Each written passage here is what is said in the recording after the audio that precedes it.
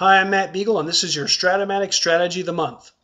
This month, instead of looking how to build a better team, we're going to look at how to build a better league. In real baseball, there's unwritten rules. You don't steal with a big lead, you don't show up a pitcher on a home run, or you're going to face some chin music. Well, we all have constitutions in our league to try to govern our rules, but there's certain things that are all just understood to make a good Strat-O-Matic league, but everybody may have a little bit definition of what makes a good manager as part of a league.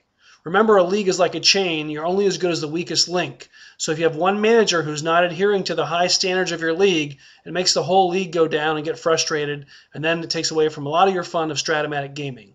The first thing you're doing is committing to the other guys. You're going to do your best efforts to try to meet the deadlines.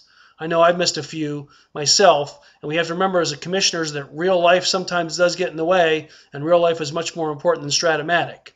With that being said, when you're joining a league, you're making a commitment to the other managers, and as a group, the only way for the league to function smoothly is for everyone to do their best to try to meet the deadlines.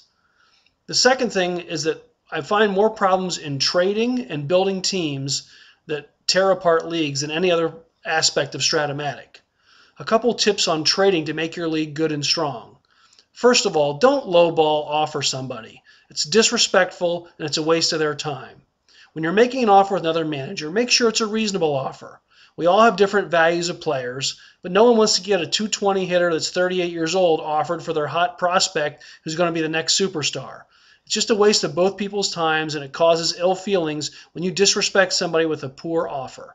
So make a reasonable offer the first time. One way to do that is to look for another team that matches up with your team's excess. If I've got more pitching and I need hitting, I should look for a team that obviously has some extra hitting and needs pitching. That will help us better come together for a deal. But to just blindly offer some guy an offer and expect him to accept it using your own player valuations, we all have a tendency to overvalue our own players a little bit, just as a recipe for disaster in trading. Try to show your empathy, think like the other guy, and make a reasonable offer the first time. The second thing is never trade a good player without advertising him to the entire league. So many times league managers get upset with each other because they see a trade go down and they would have paid more for that player. How are you using your due diligence as a manager when you're dealing off one of your best players and not checking the market to see what his value is?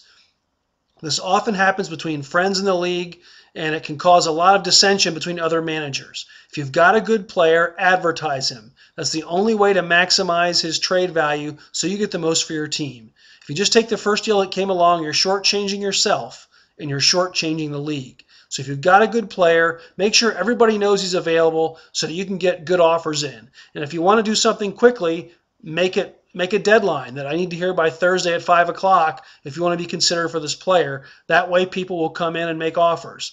Make the deadline reasonable enough because not everybody checks email every night.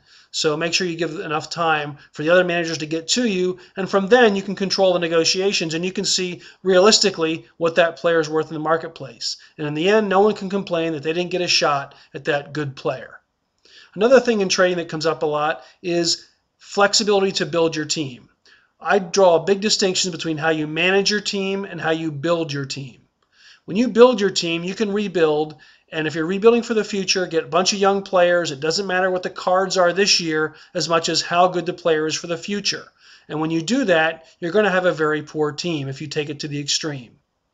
But to me, there's nothing wrong with doing that as long as you're legitimately building your players for the future, so you have a better team in the long run. You're using your roster to maximize future talent.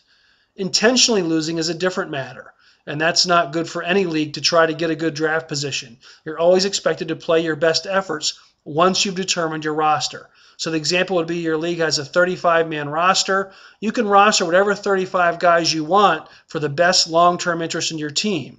But when it comes time to play the games, you have a responsibility to your league to put the best lineup out there you can and manage the team to the best of your ability, not try to tank games to get a good draft pick. So the distinction comes that you're building your team for long-term growth. You should have total freedom to build and take a chance on any player that you want.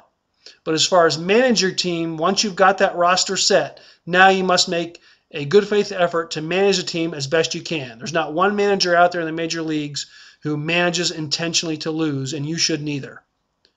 For Strat-O-Matic Strategy of the Month, I'm Matt Beagle.